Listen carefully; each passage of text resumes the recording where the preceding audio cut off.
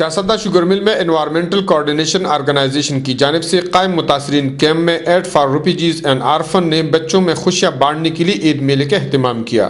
میلہ میں کیمپ کے متاثرہ بچوں کے علاوہ چارسدہ اور نوشہرہ کے 6 مختلف اسکولوں کے بچوں نے بھی حصہ لیا۔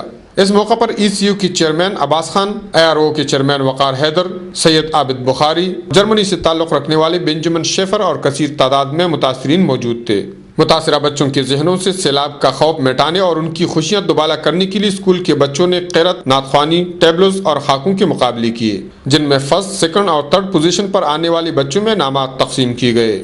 بچوں کو خطاب کے دوران ARO کے چیئرمین وقار حیدر نے کہا کہ ہم جرمنی کے تعاون سے چارسدہ سمیت کئی شہروں میں متاثرہ بچوں کو سہولیات فراہم کرنے کے حوالے سے کام کرتے ہیں، جن میں ہم خاص کر متاثرہ بچوں کو تفریحی اور تعلیمی ماحول فراہم کرتے ہیں۔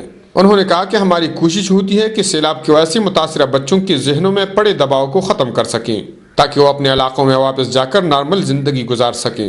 کفایت اللہ، اے نیوز، چارسدہ۔